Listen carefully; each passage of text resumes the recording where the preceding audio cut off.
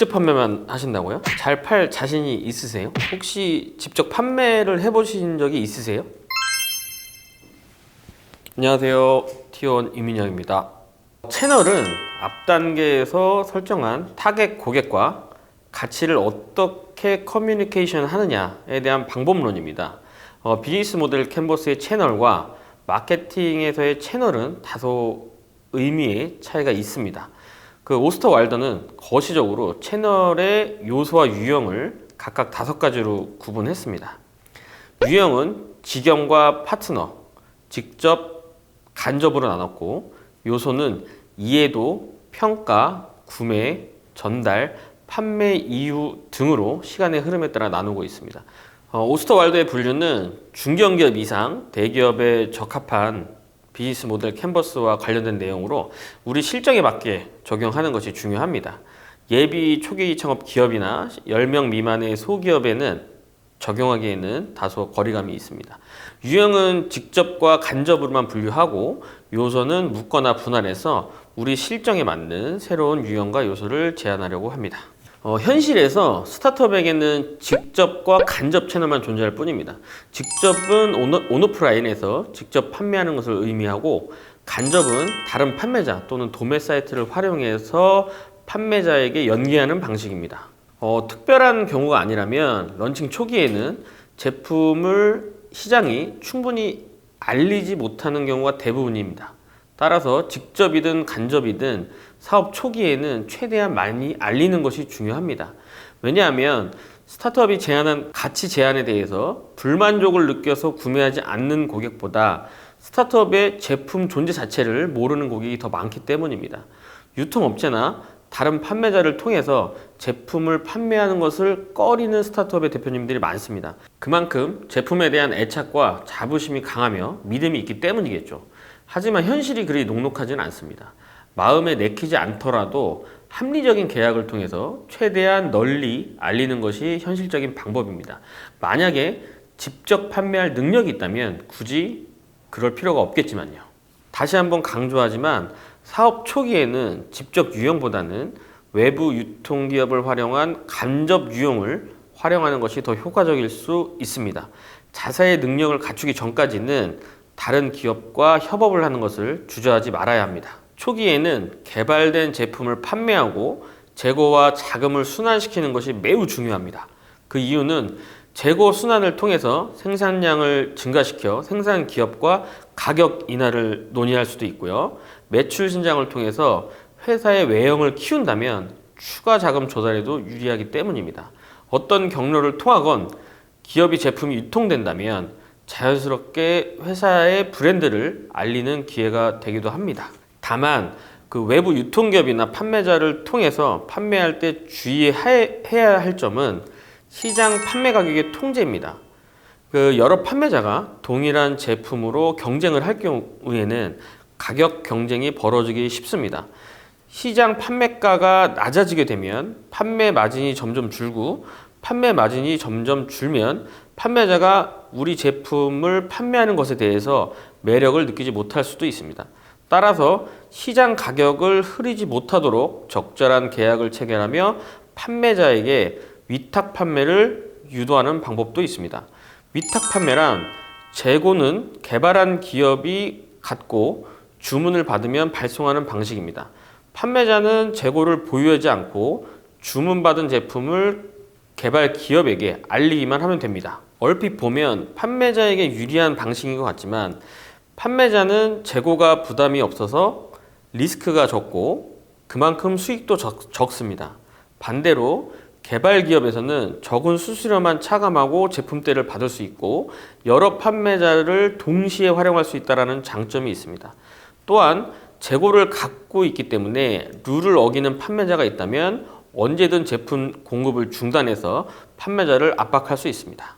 지금까지는 채널 유형을 알아봤고요. 채널의 요소를 알아보겠습니다. 채널의 요소에 대한 이해를 돕고 명확한 전개를 위해서 기업 중심으로 제품이나 서비스에 대한 정의, 설명, 판매, 사후 관리 등 4단계로 설명을 드리겠습니다.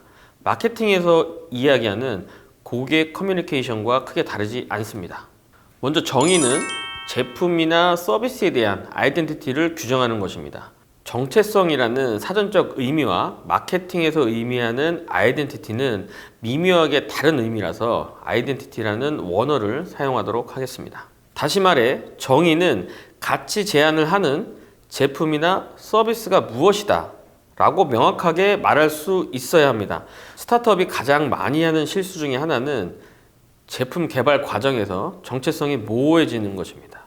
예를 들어 노트북 거치대를 개발하기 위해서 프로젝트를 시작했는데 개발 과정에서 욕심이 생겨서 뭔가 새로운 기능이나 확장성을 갖기 위해 변경을 시도하는 경우가 있습니다.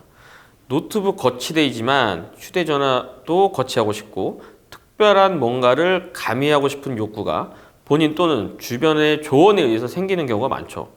실제로 주변에서 다 좋은데 이런 기능도 있었으면 좋겠다, 이런 취지로 얘기를 하는 것이죠.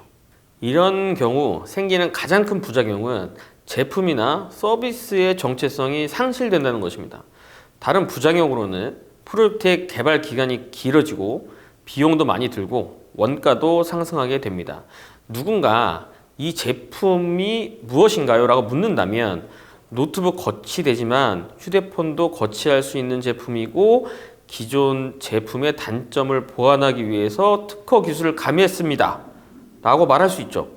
이런 제품이 반드시 나쁘다라고 할 수는 없지만 어떤 제품인지 명확성이 떨어지는 게 사실입니다. 초기의 계획대로 발열 기능을 탑재한 모든 노트북에 사용할 수 있는 거치대라는 정의가 더욱 명확하며 확장성이 좋습니다. 또한 개발 비용도 적게 들고 낮은 원가로 생산할 수 있습니다. 고객의 입장에서 보면 니즈를 충족시키기는 원하지만 최소한의 비용을 지불하기를 기대하죠.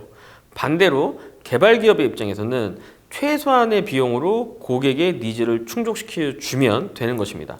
이게 복잡하게 생각할 일이 아니고 자사의 제품이나 서비스가 명확하게 무엇인지 전달하고 그에 맞는 가격을 책정하면 되는 것입니다. 설명은 고객이 제품이나 서비스를 평가할 수 있도록 도와주는 총체적인 과정입니다.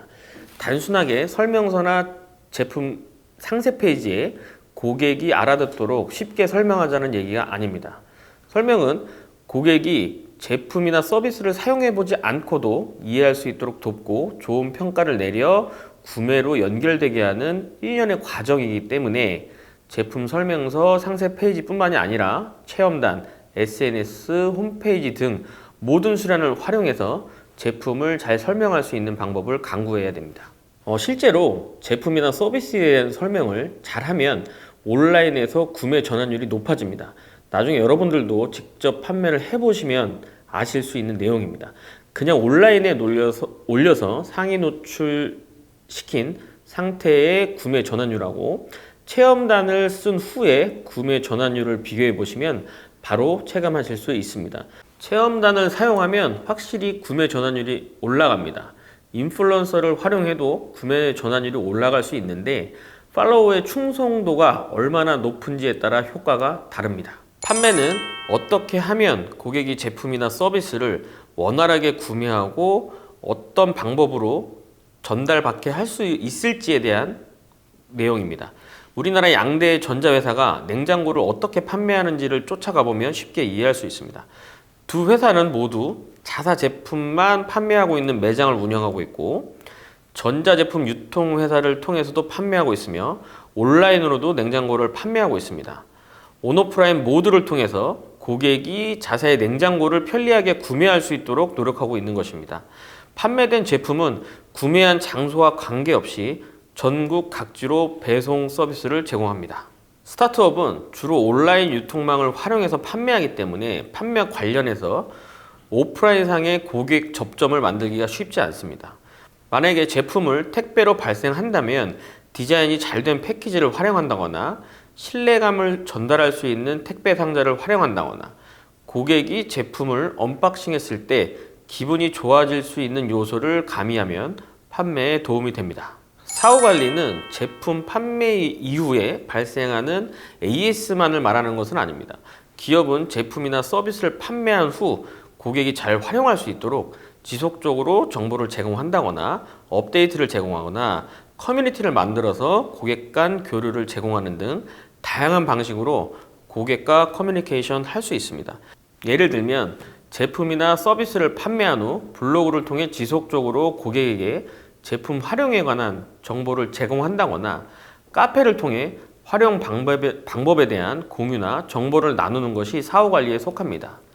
자전거를 판매하고 자전거 투어를 회사에서 지원하는 등 다양한 방법으로 사후 관리를 할 수 있습니다. 오늘은 채널에 대해서 함께 알아봤습니다. 채널은 제품을 유통하는 방법이라고 할 수도 있지만 고객이 제품의 정보를 접하고 호감을 느껴서 구매하도록 유도하는 모든 루트를 채널이라고 정의할 수 있습니다. 온오프라인 모든 방법을 동원해서 고객에게 제품을 알리고 구매한 후 잘 사용할 수 있도록 돕는 것이 채널의 역할입니다. 구매 전후의 모든 과정에서 기업, 제품, 고객을 연결하는 모든 경로를 채널로 이해하고 준비하셔야 됩니다. 오늘은 채널에 대해서 알아봤고요. 다음 시간은 고객 관계와 수익원에 대해서 알아볼 예정이고요. 좋아요, 댓글, 구독, 알림 설정 부탁드립니다. 감사합니다.